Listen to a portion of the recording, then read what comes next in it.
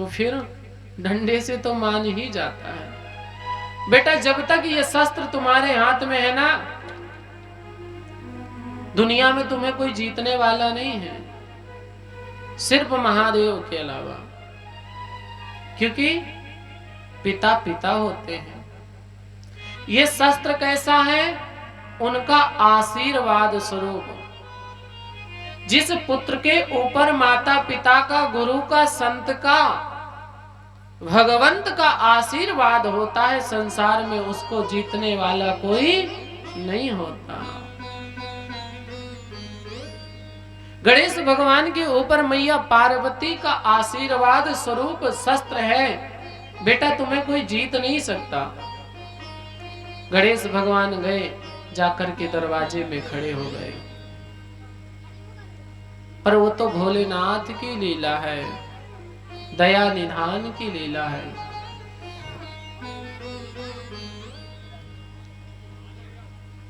उसी समय भोलेनाथ जो कि समाधि में विराजमान रहते हैं, तपस्या करते रहते हैं। माला होता ही इसीलिए कि भजन की गिनती करो, दूसरी बार राम बोला तो दूसरी गुड़िया। ऐसे करते करते एक माला हो गया, सो मन में संतोष होता है। कितना हो गया? 108। और एक महात्मा जी बहुत पुराने, बड़ी बड़ी जटाजूट, बड़ी बड़ी दाढ़ी, एक दिन भी माला लेके ना चले, ना एक भी माला पहने, ना जपे। अच्छा, संत कैसे भी हो, बुजुर्ग कैसे भी हो, गुरु कैसे भी, जब तक 2 4 10 माला ना पहने तो आप उनको सिद्ध नहीं समझते।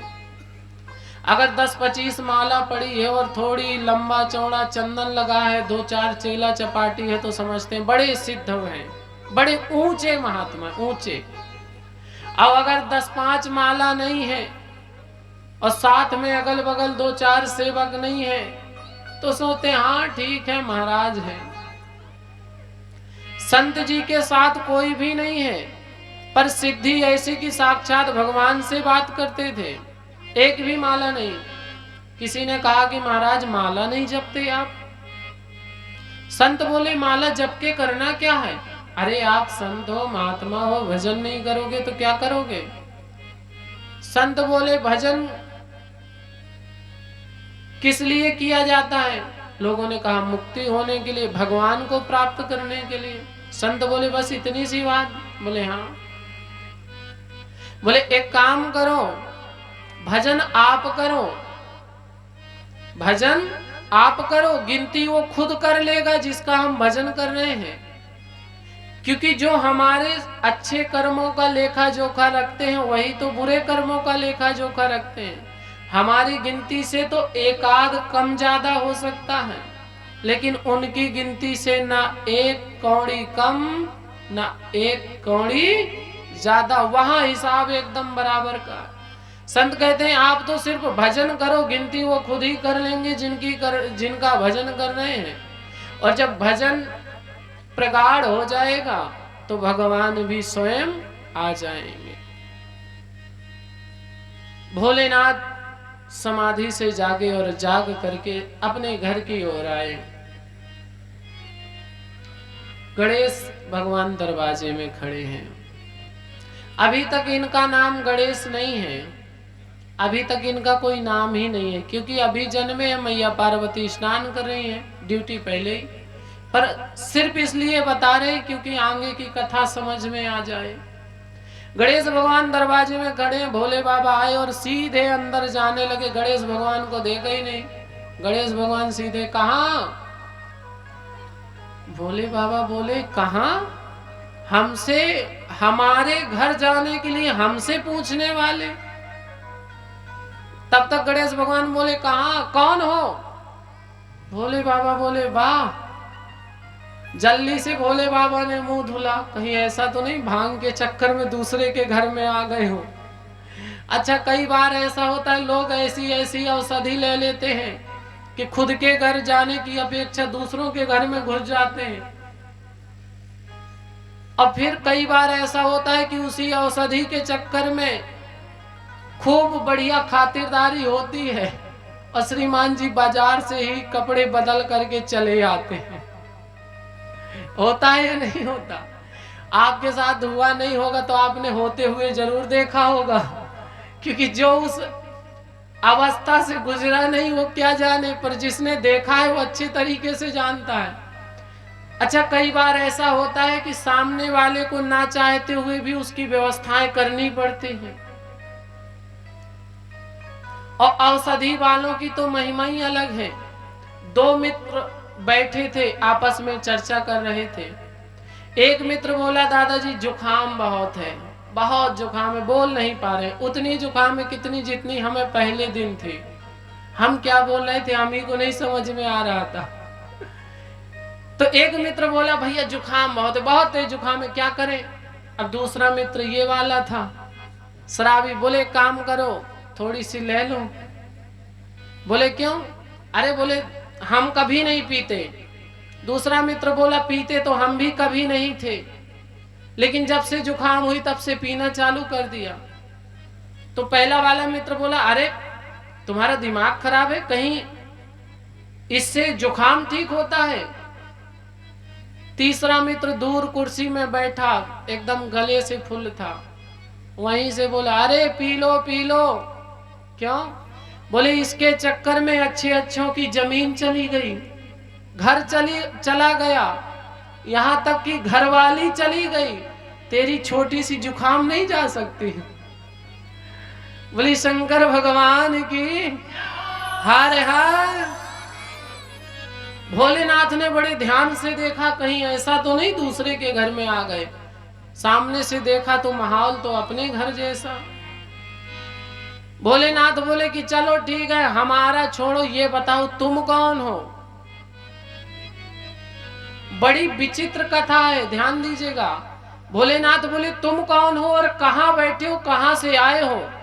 गणेश भगवान ऊंचे स्वर में, अच्छा आपके घर में कोई आकर के पूछे कौन हो, तो आप क्या करोगे?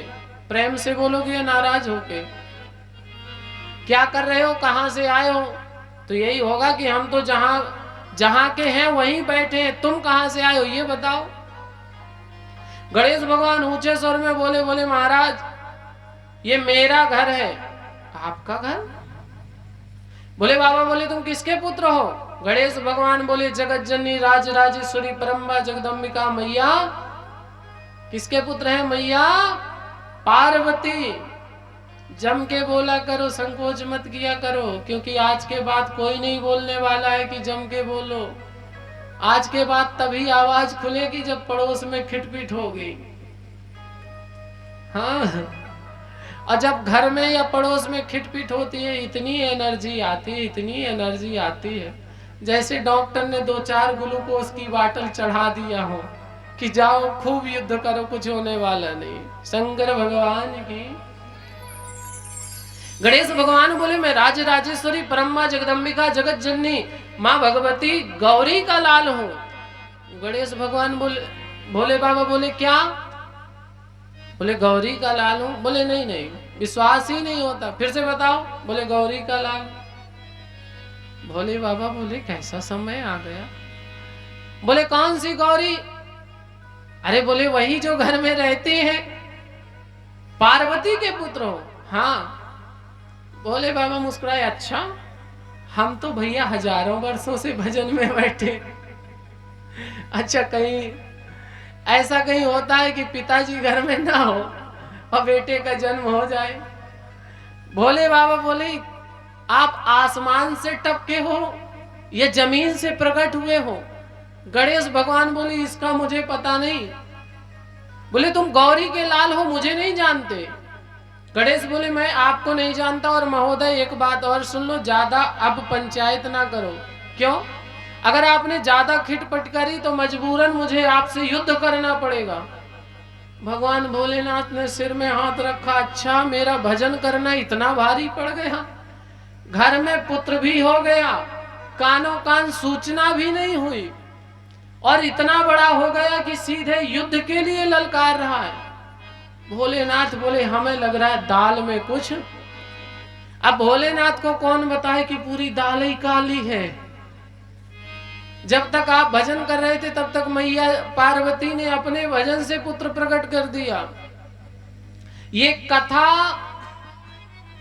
तब तक आपको समझ में नहीं आ सकती जब तक भोलेनाथ न चाहे, क्योंकि ये कथा किसी ऋषि मुनि किसी राजा महाराजा की नहीं है कि समझ में आ जाए। ये कथा देवताओं की है और देवताओं के भी देवों के देव महादेव की है। तो महादेव की कथा उसी को समझ में आएगी। सोई जानहि जेहि देह जनाई,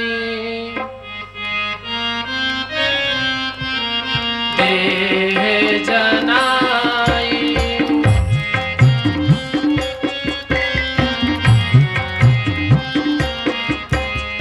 सोई जानहि जेहि देह जनाई।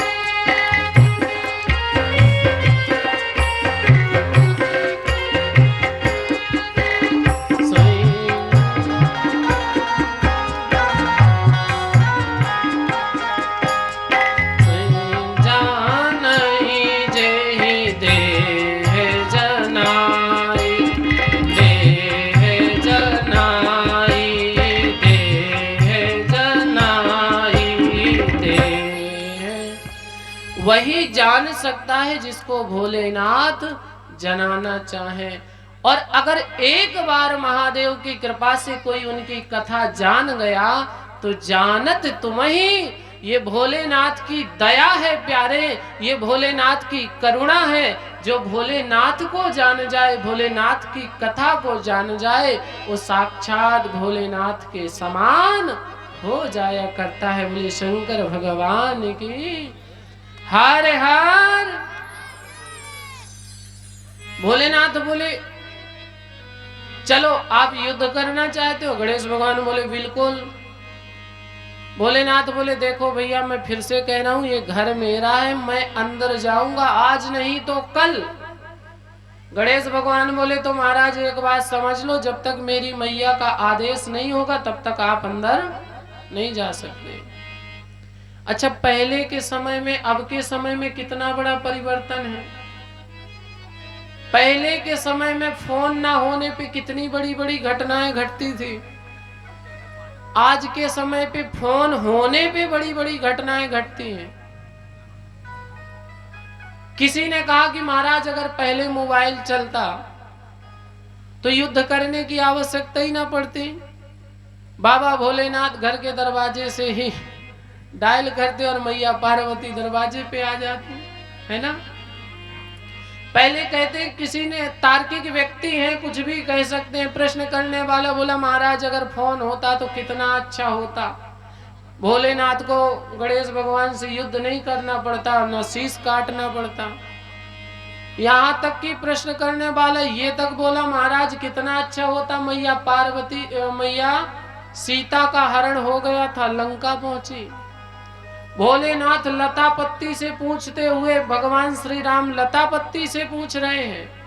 अगर मोबाइल होता तो किसी न किसी बहाने से, हाँ। तार्किक व्यक्ति ने कहा महाराज मोबाइल ना होने से बड़ा संकट था। मैंने कहा भैया ये आपकी सोच है, मुझे तो लगता है कि आज के समय पे फोन होने पर बड़ी बड़ी घटनाएं होती हैं। बड़ी से बड़ी घटना फोन से ही होती है। चोरों की जमात जहां इकट्ठी होने होगी, एक दूसरे को फोन करेगा, दूसरा तीसरे को, और घर में डाका। कहीं 4 लोग नहीं इकट्ठा होना है, बुरा काम है, पार्टी है, तो एक दूसरे को फोन करके बुला लेंगे, भैया पार्टी आ जाओ। यहाँ तक कि फोन में तो इतना कुछ हो जाता है कि कहना भी उचित। फोन से ही लोग घर बेचते हैं, जमीन बेचते हैं, जमीन छोड़ देते हैं, गहने छोड़ देते हैं, फोन से ही घर छोड़ देते हैं। बोले शंकर भगवान की। मुझे लगता है फोन ना होने पे जितनी सुविधाएं थी उतनी असुविधाएं फोन होने पे हो गई हैं।